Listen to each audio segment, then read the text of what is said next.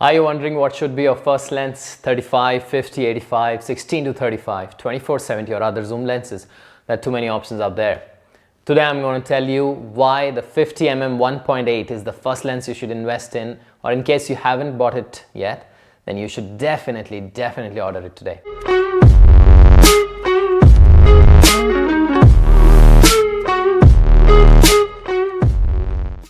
Hi guys. Let me explain you my philosophy behind choosing a lens. See, I'm a business grad with 2 startups to my name. My principle has always been maximizing the return on investment in everything. Otherwise, we end up putting too much effort, or as I say in my classes, studying too much for exams with less credits and then end up not having time for the important ones. I'm also a math freak, so I calculate this return on investment in everything. This helps me make a chart for the future. So in our case, which lens to buy first, which lens will give us the right experience, and will help us understand what we should buy next. Once you have these questions sorted out, the rest is just a cakewalk. Believe me, all this has helped me shape my videography and photography from absolute zero to what you're watching in less than one year or so. So let's start. We'll understand the following parameters of our decision making.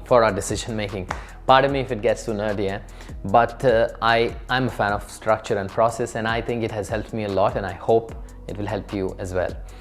Number 1, we're going to talk about focal length. Second would be depth of field. Third, night photography or day photography, as well as videography. Fourth, why to take a prime lens. Fifth, STM and AF. I'll come to it in a bit. Sixth, crop sensors and full frame. Seventh, videography or photography, what is primarily that you're looking at. Eighth, which other manufacturers, if at all, we should consider. And ninth would be the price. These are the 9 parameters. Let's come to number 1, focal length. See, the human eyes are considered to have a 35mm field of vision. Wide angle is wider than that, so like 8 to 10, which of course is for a specific purpose, but think of 8 to 10 to 35 would be the wide angle. On the other side, you can think of 35 onwards. Consider 85mm, which is the most preferred portrait lens because they are tighter and the lens compression is apt to make the subject look better. So think of, let's say, 70 to 200 are the most popular focal lens as the tighter shots. Now the shots even where the subject is far, for example, sports photography, for example, street photography, you don't want to, go really right into someone's face. So sometimes it's good to have lenses where the focal length is really high. Now 50mm sits right in the middle, and it will be the best for the training purpose. Once you start using it, you will understand what is missing in your shots and what is good in your shots. Thus, it will help you understand what you like and what you need. Is it the wide angle? Are those do you like those landscape shots? Do you want the background to be there? Do you want a certain type of background? Or the tighter shots where you want a certain type of compression? Okay, so that is why the focal length. Now second, what is good in this is the depth of field. This camera comes with, not this camera, in general, I was talking about this camera, but in general the cameras come with a kit lens where the maximum aperture is like 3.5 when it is fully open, when it is in, but as soon as you go zoomed in, the maximum aperture will be like 5.6 or 6.3. For example, right now I have here an APS-C Alpha 6000 where it starts from 3.5 at 16mm and it goes to 5.6 at 50mm. Okay, so now what is the difference? For example, right now I am at 1.8 50mm. Now let's just put it at 3.5 and 6.3 and then see what is the difference. This is 1.8. Now this is 3.5. Of course, I have increased the ISO so that it gets the sort of similar lighting. Now let's see 6.3, and now 6.3. Again, the ISO has been increased much more. Now notice that how many objects you can see. You can see that it's written lead family. You can see there is a small light behind there. Now we'll go back to 1.8 and then focus on the background. And there we are at 1.8 again. Now most often than not, when you want to shoot something like in this setup, you will be zoomed in your camera if you are using the kit lens to avoid the distortion that happens at wide angles, meaning your aperture will be around 6. So remember, go back and see how it looked with the aperture of 6, 6.3 and now at 1.8. Do you see that you can't, you can't read lead family properly, or whatever is in the behind it looks more creamy, more cinematic, and your attention is where it should be, on me. Like, I sound like I sound as if I'm in my class, you know, like a teacher. You should be focused here. Anyway, that's nice. Anyway, before we move to the next point, check again the difference. Some pictures from 1.8 to 6.3.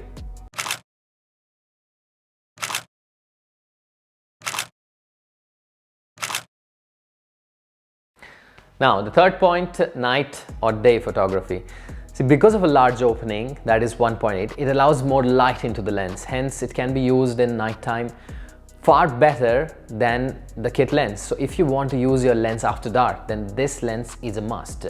Check out the difference. This same picture right now at 1.8, 3.5 and 6.3. I'll click those pictures and then I'll show you the difference. I'll not change the ISO in these terms, so you can see how much more light is there in 1.8. Okay.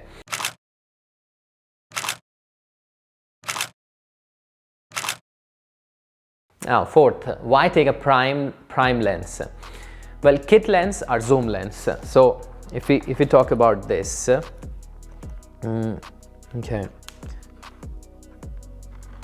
okay, so you see that you can zoom in or zoom out.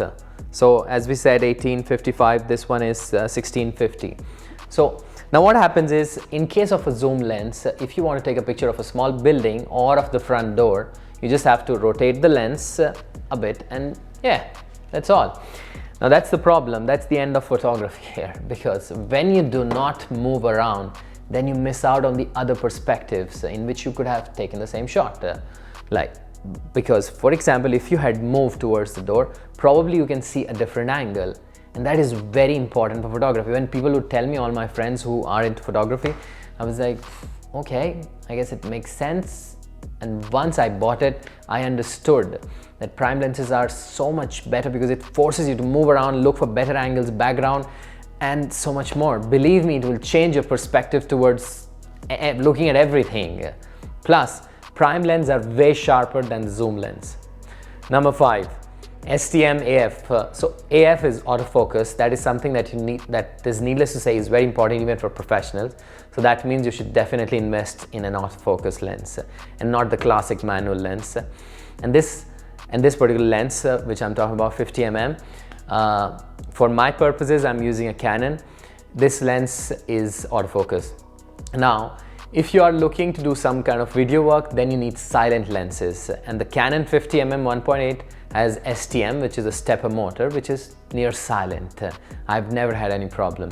Now, and I speak really with a lot of experience here, not a lot, but still a considerable amount of experience. Then 6 is crop sensors and full frame.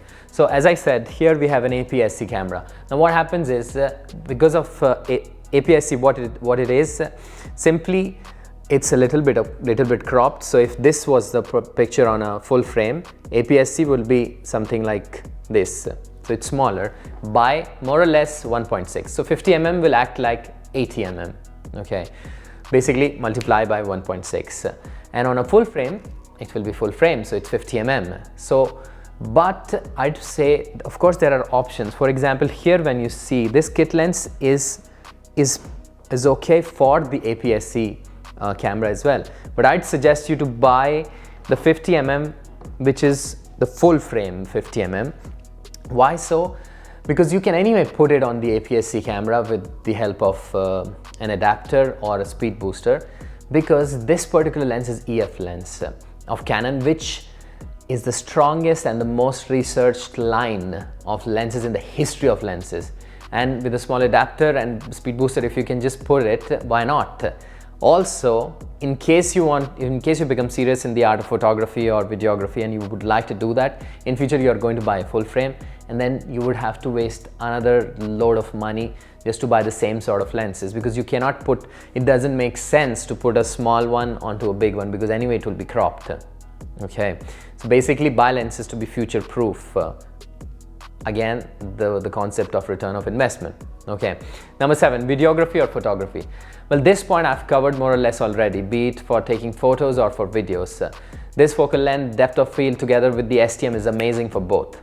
Number 8, why not other manufacturers? You have third-party options like Sigma, Tamron, Yongnuo, Samyang, I don't know what is the correct pronunciation there, Newer, etc. For example, I bought a Newer 50 mm 1.7. This is a classic lens. It's not autofocus. It is manual focus. It is a very good lens. As you can see, this part is quite small. Okay, so because this is apt for an APS-C. Now, why do I say 50? Because it is a 35, but I know that 35 becomes 50, so the effect is the same. But if you check the performance of Newer, also if my focus is correct, respect to the Canon, no, the quality is not the same. Sometimes they are good, but it doesn't make sense for the 50 mm. Why? The next point, the most important point probably, number 9 is the price. Canon 50 mm 1.8 STM comes in at less than 150 euros, and if you're smart and you know how to search for lower prices, then you can get it even below 125. That means you can save 50 or 75 euros or dollars and buy a cheaper third-party option. They're not of the same quality, guys. I have done this. I'm telling you, don't make the same mistake. I even looked for the used version, and there the guy also told me that there's no point, because again you'll save 50 euros in that or even lesser. There's no point because this is one lens which you want to keep, and you can buy it at 125 or something. Okay, now remember my obsession for return on investment. So please don't make the same mistakes that I've made. Okay, and if you have to save some money, wait for a while, but then buy the 50 mm of Canon. The quality difference is huge, while the money difference isn't that huge. And finally, this lens is quite new. It's 2015. Technology is important here, and it is considered one of the best made lenses as well. A definite investment. So I guess I should be convincing enough for anyone to take this lens. Believe me, guys, if you're starting out, you shouldn't really spend a lot of money on buying lenses with even lower f-stops. For example, 50 mm with 1.4 or 1.2, or other focal lengths like 85 or 35. Just because other professionals have it. Okay, you have to get the technique right, just like in sports, and then go for the next level lenses. Guys, if you like this video or found it helpful, then please like and subscribe on this channel. We also do other kinds of videos pertaining to our school, from maths and logic to motivational videos. Check them out as well, and please comment and help me make better videos. Now go and order this lens right now. Best of luck and enjoy this art of photography and videography. That's all.